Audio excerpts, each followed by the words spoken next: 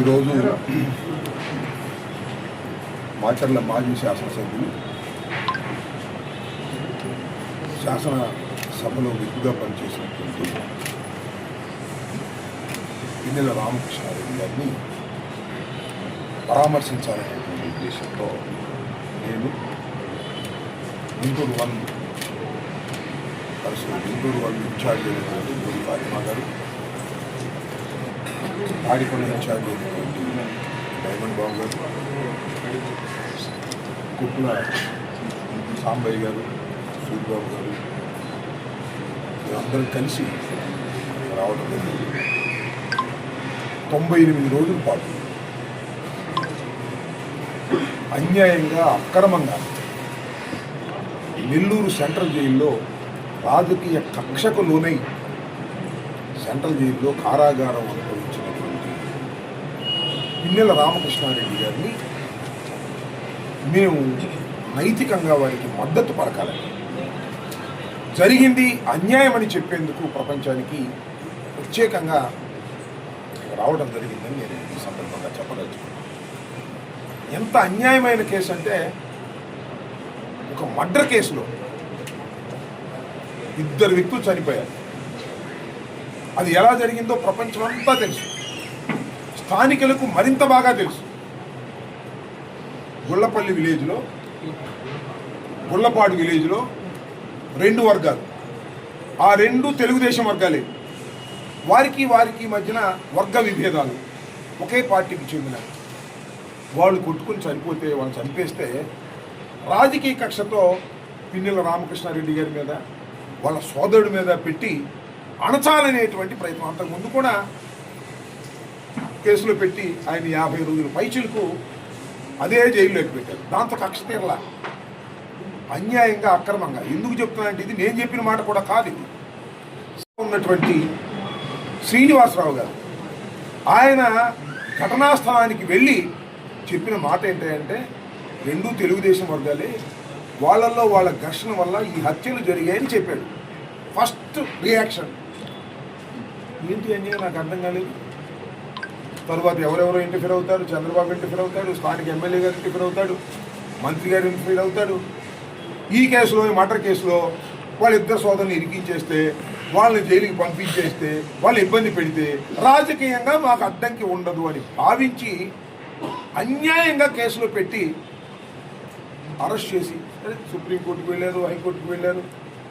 గచ్చంత లేని పరిస్థితుల్లో కోర్టుకు హాజరయ్యారు. సుప్రీంకోర్టు ఆర్డర్ ప్రకారం 98 రోజుల పాటు అన్యాయంగా అక్రమంగా ఒక రాజకీయ నాయకుడు, శాసనసభ్యుడిగా ఒకసారి కాదు 3 సార్లు 4 సార్లు చేసినటువంటి శాసనసభ్యుడిని మీరు లోపల పెట్టే కార్యక్రమం చేశారు. కుట్రగా తెలుగుదేశం ప్రభుత్వం, చంద్రబాబు నాయుడు గారు, లోకేష్ గారు, స్థానికంగా శాసనసభ్యులు. ఎంతవరకు ధర్మమో ఒక్కసారి రాష్ట్ర ప్రజానీకం ఆలోచించాలని ఈ సందర్భంగా నేను మనవి చేస్తున్నాను.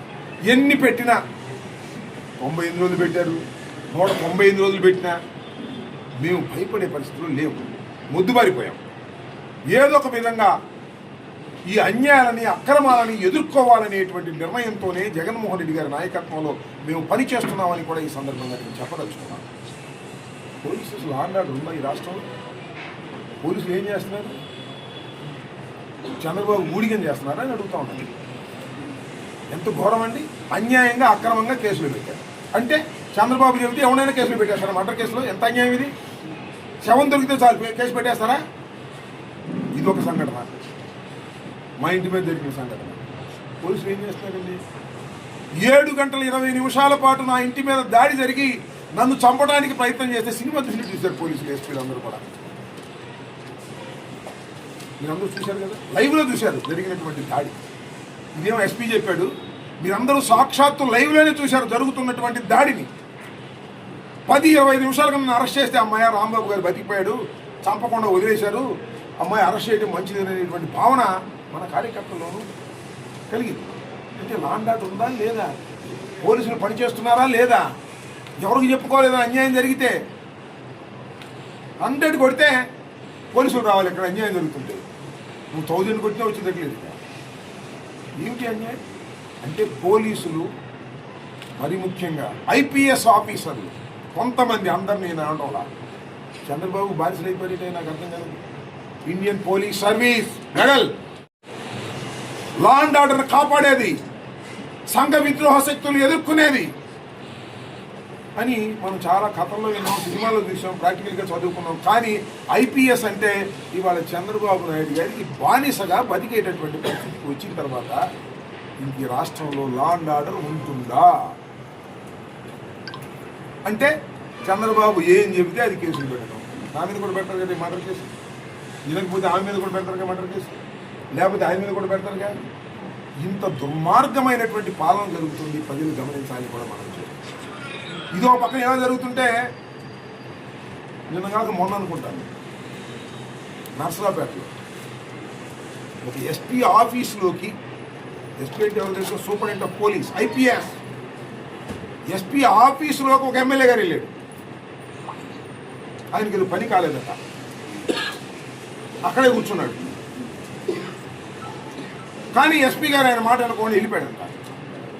ఎస్పీ గారు వచ్చేంత వరకు నేను ఇక్కడే కూర్చుంటాను, అక్కడే కూర్చున్నాను. ఎస్పీ గారు వచ్చిన తర్వాత తాళం వేసాడు. ఎక్కడ తాళం వేసాడు? ఇంటికాడ కాదు, ఎస్పీ గారు ఆఫీస్కి తాళం వేసి లోపల కూర్చున్నాడు. ఫోన్లు చేశాడు చాలామంది, వాళ్ళ పార్టీ ఆఫీస్ కూడా ఫోన్ చేశాడు. సాక్షాత్తు ఐజీ సర్వశ్రేష్ఠ త్రిపాఠి వచ్చాడు. వచ్చి ఎస్పీ ఒక్క ఆఫీసు తలుపులు పగలగొట్టి లోపలికి వెళ్ళారు. ఎస్పీ ఆఫీసు తలుపులు పగలగొట్టి లోపలికి వెళ్ళారు. లోపల తాళం వేసుకున్నాడు. ఆయన దొంగ కాసుమా, నక్సలైట్ కాసుమా, సంఘ విద్రోహ శక్తి కాసుమా, శాసనసభ్యుడు. ఏ శాసనసభ్యుడు? తెలుగుదేశం శాసనసభ్యుడు. తాళాలు పగలగొట్టి లోపలికి వెళ్తే బాత్రూమ్కి వెళ్ళాడు. బాత్రూమ్ తాళాలు వేసుకున్నాడు. బాత్రూమ్ తాళాలు కూడా బాగా పట్టారు. ఇప్పుడు బయట తీసుకొచ్చారు. ఏంటిది? సిగ్గుందా ఐపీఎస్ ఆఫీసర్కి? సిగ్గుందా అని అడుగుతా ఉన్నా. పోలీస్ ఆఫీసర్కి సిగ్గుందా అని అడుగుతా ఉన్నా. ఒక తెలుగుదేశం పార్టీ అధికార పక్ష శాసనసభ్యుడు మీ ఆఫీసులోకి దొరబడి బాత్రూంలోకి వెళ్ళి నిరసన తెలియజేసే పరిస్థితికి ఈ ప్రభుత్వం దిగజారిపోయింది. No question of law and order. Telugu Desam party సంబంధించినటువంటి వాళ్ళు మీ ఆఫీసుల్లోకి వచ్చి గందరగోళం చేసినా కేసు పెట్టరు. మేము గందరగోళం చేయకపోయినా, మేము ప్రశాంతంగా ఉన్నా శవం దొరికితే మర్డర్ కేసులు పెట్టేస్తారు. ఏమిటి అన్యాయం? ఏమండి చంద్రబాబు నాయుడు గారు, ఏమండి లోకేష్ గారు, ఏంటిది అన్యాయం?